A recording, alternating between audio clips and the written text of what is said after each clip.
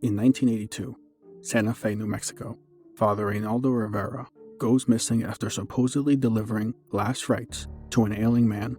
2 years later, another reverend goes missing in an unrelated case in a completely different state, but the similarities may have ended up linking both crimes. As the decades went on, more details were revealed that shed some doubt on the cases being related, and the time spent investigating the link may leave both mysterious cases unsolved and an unknown killer randomly targeting Catholic priests on the loose. Welcome to Myths, Mysteries, and Monsters. The world is full of myths passed down from generation to generation. Mysteries haunt us, monsters hunt us. Today we're looking at the murder of Father Reynaldo Rivera in Santa Fe, New Mexico, and the disappearance of Reverend John Patrick Kerrigan in Ronan, Montana. We'll look at each case, its investigations, and the theories behind both to determine whether or not both are connected. Part 1. Last Rites. In Christianity and Catholicism, last rites are the final prayers and services given to those on the verge of death. Many see this as their final opportunity to repent for their sins, allowing them to enter heaven. When asked, priests sometimes go to great lengths to ensure those on their final breaths are given their last rites before they pass. On August 7, 1982, Michael Carmelo was in need of last rites, not for himself, but for his ailing grandfather. During a late-night drive, his grandfather had become severely ill. Feeling an impending death, they stopped at a rest stop outside of Waldo, New Mexico, so Michael could look for a phone to call the nearest church. Several miles away, the phone rang at the Cathedral Basilica of St. Francis. Father Patrick Gerard answered the phone and listened to the plight of Michael. With it being after 9 p.m., Father Gerard explained to him he could not safely drive at night due to his eyesight, but he had an idea. If Michael could call back in a few minutes, Father Reynaldo Rivera would be available to take his call and perhaps his request. As instructed, Michael called back and Father Rivera answered, agreeing to deliver the last rites to his grandfather. Father Rivera grabbed his items and let Father Gerard know he would be heading to Michael's blue pickup truck at the rest stop near Waldo and would return shortly. Father Rivera never returned. For the next few days, many joined the search for the Reverend, but as the days went on, hope diminished he would be found alive. 3 days after he went missing, Father Rivera's lifeless body was found 2 miles from the rest stop.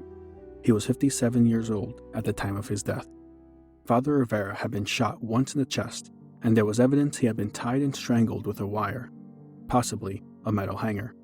Investigation of the rest stop revealed the payphone that was supposedly used to bring Rivera there wasn't in service at the time. Police then found the name Michael Carmelo was made up. The entire thing had been a setup. Within days, the FBI offered to give a psychological profile of the killer, and along with the Santa Fe Police Department, they believed there were at least 2 killers who were out for revenge. Not revenge against Father Rivera, but revenge against any Catholic priest.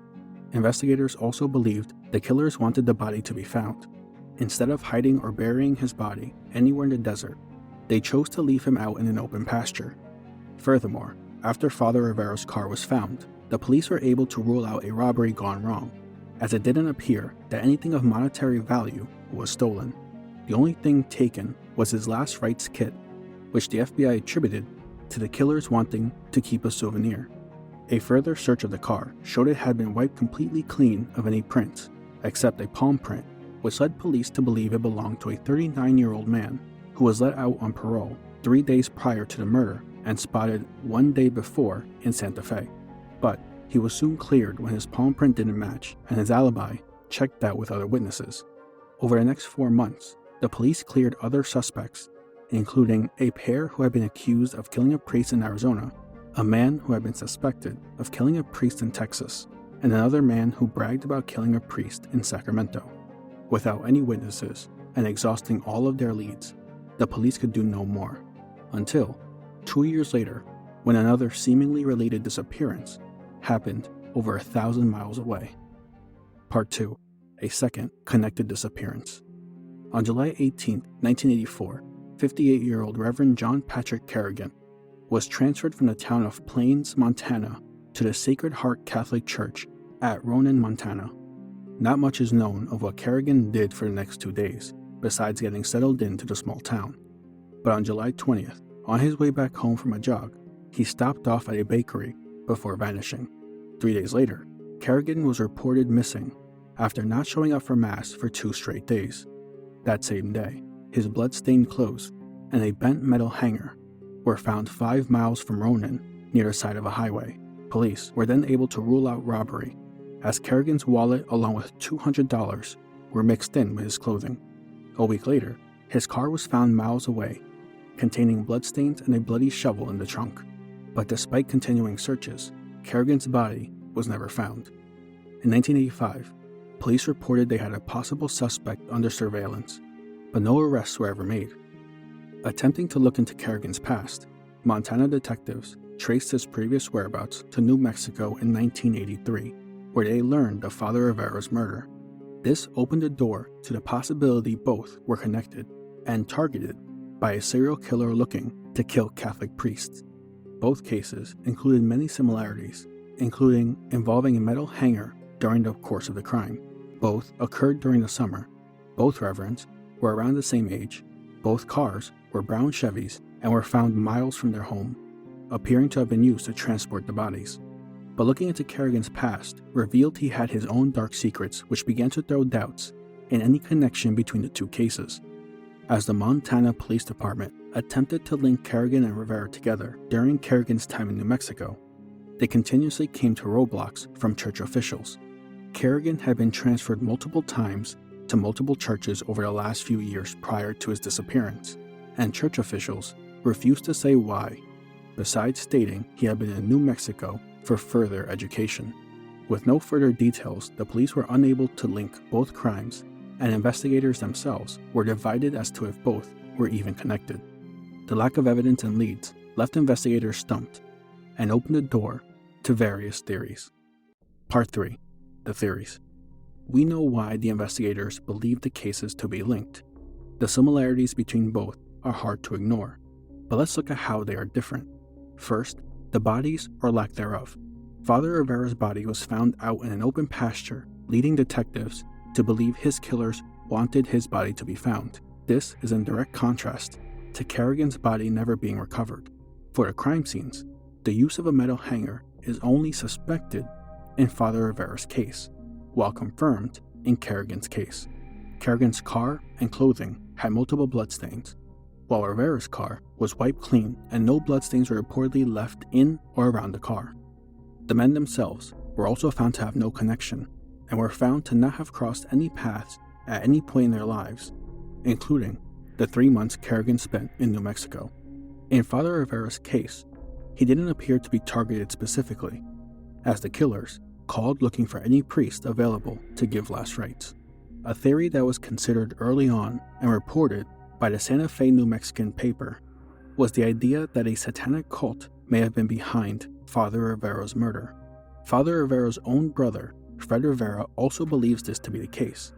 During the search for his brother, Fred and others found a cave nearby that appeared to have been used for satanic worship. Though it is important to note, the murder occurred during the height of the satanic panic, a time where hysteria swept through the United States, leading many to falsely believe devil worship and rituals were causing negative impacts on society. The police also quickly ruled out this theory, as they could not find any ritualistic markings on Father Rivera or anywhere near where his body was found.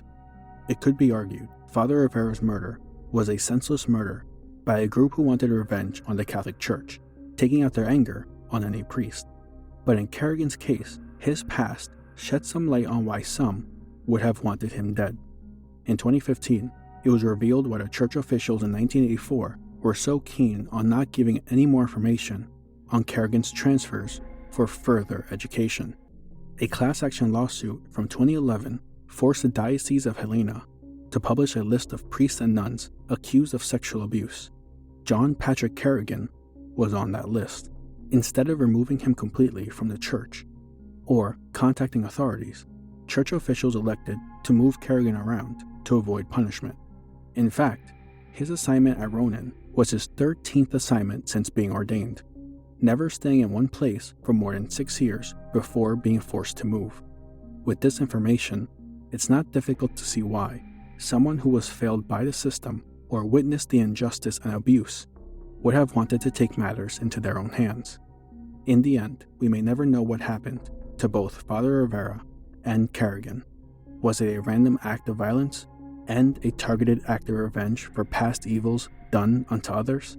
Or were both just opportunistic killings? No new information has been released publicly since 2015 on either men, but police do have details they are holding on to in both cases just in case a new lead opens. Until then, both cases will continue to be mysteries. But how about you? Do you think the cases are actually linked by a killer? Or are both separate cases with some coincidental similarities? Thank you for joining me in today's episode of Myths, Mysteries, and Monsters. My name is Hector. Script and research is done by E.L Soto. Sources are in the show notes for further reading. Do you have a myth, mystery, or monster you'd like us to cover? Send us an email at mythsmysteriesmonsters@gmail.com. If you enjoyed the episode, consider leaving us a rating, a review, or subscribe for more. And remember, always look behind you.